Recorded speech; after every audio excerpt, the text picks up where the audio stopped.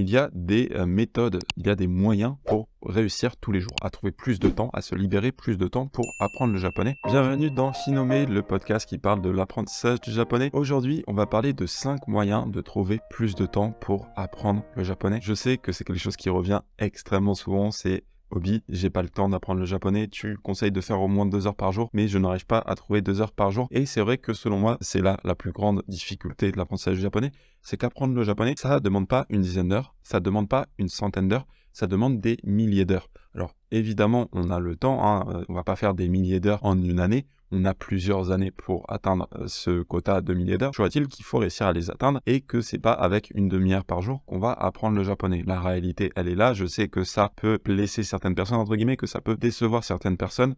Maintenant, je préfère être honnête. Une demi-heure par jour, c'est pas ce qui va vous rendre bilingue en japonais. Ça peut être bien pour apprendre les bases et pour rigoler. On se dit pas que c'est quelque chose de mauvais. Mais si vous voulez être bilingue, si votre but c'est de parler japonais, vraiment d'être bilingue, eh bien, il va falloir passer beaucoup d'heures à apprendre le japonais, à côtoyer le japonais.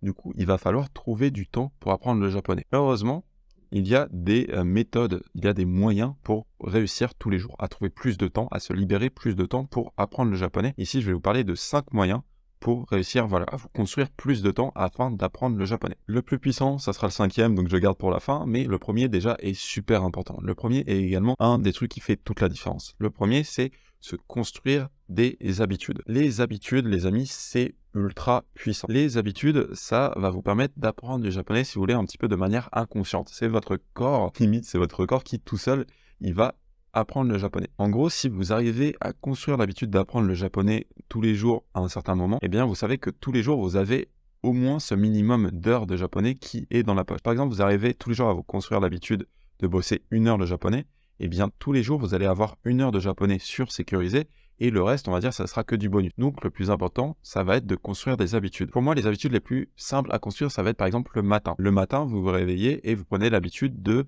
réviser Anki, par exemple. Moi, c'est une habitude que j'ai eue pendant des années. C'est tous les matins, je me réveillais à la même heure, je prenais mon petit-déj, je buvais mon café et en même temps, je révisais Anki. En même temps, je buvais mon café, je faisais mes cartes Anki, je faisais mes révisions. Ça, c'est une des habitudes les plus simples à construire et les plus puissantes. C'est que le matin, si vous avez déjà des habitudes le matin, essayez d'ajouter par exemple Anki. Plutôt que de checker Insta ou je sais pas quoi, essayez de faire Anki. Voilà, Anki tous les matins, c'est une habitude très facile à construire qui, dès le matin, peut vous permettre de faire 10-15 minutes de japonais assez facilement. Ça, c'est la première habitude que je vous conseille de construire, c'est de faire Anki tous les matins. Une autre habitude qui peut être assez facile à construire, c'est lors de vos repas. Notamment si vous mangez seul. Il y en a beaucoup qui mangent seul et qui regardent YouTube, par exemple, pendant qu'ils mangent, mais ils vont regarder YouTube en français. Essayez par exemple de remplacer YouTube en français par du YouTube en japonais. Ou par exemple, il y en a beaucoup qui prennent une pause après leur repas. Moi, c'est ce que je faisais. Je sais que quand je mangeais, alors je mangeais généralement avec des gens, du coup, je regardais pas YouTube ou quoi pendant que je mangeais. Mais en revenant de ma pause déj, je me regardais un épisode d'animé. Donc tous les jours, je savais que j'avais déjà Anki tous les matins. Généralement, je faisais entre 20 et une demi-heure d'Anki tous les matins. Et j'avais 20 minutes d'animé à ma pause déj tous les jours. C'était sans réfléchir. Je me posais en revenant de ma pause déj, j'avais un épisode d'animé. Vous voyez que tous les jours, j'arrivais à midi et de manière assez inconsciente, j'avais déjà quasiment 1 heure de japonais dans la poche à ce moment-là. J'avais en gros 20 minutes d'animé plus une demi-heure d'Anki à ce moment-là. Et l'autre moment, on va dire crucial pour la plupart des gens, où là vous allez pouvoir exploser votre nombre d'heures, c'est le soir. Donc c'est au moment où vous rentrez du travail ou de l'école jusqu'à votre coucher, où là vous pouvez construire l'habitude de regarder beaucoup d'animés. Beaucoup de gens ont déjà l'habitude de regarder soit du YouTube, soit Netflix, soit des animés à ce moment-là. On va y revenir, mais ça c'est un moment vraiment idéal pour augmenter votre temps d'apprentissage du japonais. Moi je sais que c'était après manger, après le repas du soir, au début, je faisais une demi-heure de manuel tous les jours. Une demi-heure de manuel tous les jours, jusqu'à ce que je passe à l'immersion. Et après, j'ai remplacé ça par de l'immersion. Construire des habitudes, toujours on va dire les moments clés de la journée, généralement ça va être matin, pause-repas, soir. Ça va être vraiment en moyen de, si vous voulez, tous les jours assurer un certain nombre d'heures de japonais par jour. Si vraiment la construction des habitudes, c'est quelque chose qui vous intéresse, il y a des livres qui existent là-dessus. Les plus connus sont Atomic Habits et Le pouvoir des habitudes.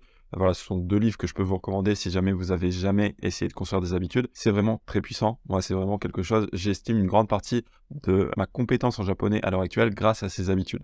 Parce que pendant 3 ans, tous les jours, j'avais des habitudes Donc de manière assez inconsciente, j'avais un certain nombre d'heures de japonais assurées tous les jours pendant des années. Ce qui fait que sur le long terme, ça fait des centaines d'heures de japonais qui sont accumulées de manière presque inconsciente. Ensuite, le deuxième moyen de trouver plus de temps d'apprendre le japonais, c'est de profiter de vos temps morts. Profitez de vos temps morts. Donc par exemple, j'en sais rien, vous allez chez le docteur, vous avez 15 minutes dans une salle d'attente, et bien ces 15 minutes, ou plutôt que lire les magazines qui sont dans la salle d'attente ou que regarder des vidéos de chat sur votre téléphone, vous pouvez faire vos révisions Anki par exemple. Anki, vous avez Anki mobile, et bien vous pouvez faire vos révisions Anki. Ou vous pouvez écouter un podcast en japonais, ou vous pouvez regarder YouTube en japonais sur le téléphone, voilà, on peut regarder YouTube partout. Vous pouvez profiter de ces temps morts pour ajouter du temps d'étude de japonais, et vous serez un petit peu choqué du nombre de temps morts qu'on a dans une journée. Parce que 5 minutes ici, 10 minutes ici, 15 minutes ici, ça s'ajoute, et peut-être qu'à la fin de la journée, vous allez ajouter une demi-heure à 40 minutes d'immersion de japonais par jour, juste avec vos temps morts.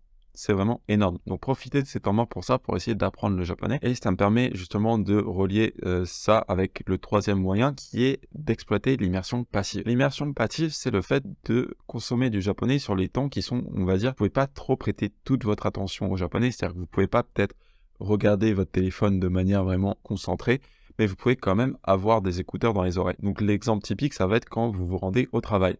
Si vous êtes dans les transports ou si vous êtes notamment en voiture, vous n'allez peut-être pas pouvoir regarder activement votre téléphone, mais vous pouvez avoir des écouteurs et écouter par exemple un podcast en japonais. Je vous laisse dans les notes une vidéo qui explique la différence entre l'immersion intensive et l'immersion passive.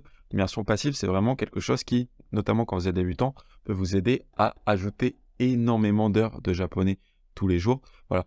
Quand vous faites le ménage, quand vous faites la vaisselle, quand vous faites la cuisine, quand vous êtes dans les transports, ce sont des moments où vous pouvez avoir des écouteurs dans les oreilles et avoir du japonais dans les oreilles. La méthode en fait à utiliser à ce moment-là, c'est d'en fait utiliser du japonais que vous connaissez déjà. Donc, par exemple, vous avez écouté des podcasts de manière active avant, et bien vous utilisez ces mêmes épisodes de podcast pour faire de l'immersion passive, et ça c'est très puissant pour vous familiariser avec le japonais et pour acquérir beaucoup de vocabulaire. Donc un autre moyen de créer beaucoup de temps pour le japonais, c'est de miser sur l'immersion passive. L'immersion passive, pour être honnête, c'est moins intéressant que l'immersion free flow, mais c'est un moyen très puissant d'ajouter beaucoup d'heures, notamment pour ceux qui sont très occupés parce qu'ils ont par exemple 1 heure de voiture tous les jours. Et dites-vous que c'est 1 heure de voiture, vous pourriez faire 1 heure de japonais dessus. Donc misez vraiment sur l'immersion passive si vous voulez vous créer plus de temps pour apprendre le japonais. Un autre moment également qui peut être adapté, c'est si vous courez ou si vous faites du sport de type musculation. En sport où vous pouvez avoir des écouteurs dans les oreilles, voilà, vous pouvez également écouter du japonais sur ces moments-là. Le quatrième moyen pour trouver plus de temps pour apprendre le japonais, ça va être de remplacer toutes les activités un petit peu inutiles par du japonais. Donc les activités inutiles, notamment je pense à TikTok et à Facebook, qui sont des activités assez chronophages finalement, on peut très rapidement, sans se rendre compte, passer une demi-heure par jour sur TikTok. Voilà, est-ce que vous avez vraiment besoin de passer une demi-heure sur TikTok? Alors je sais que ça peut être le conseil un petit peu roulant à entendre, mais c'est vrai.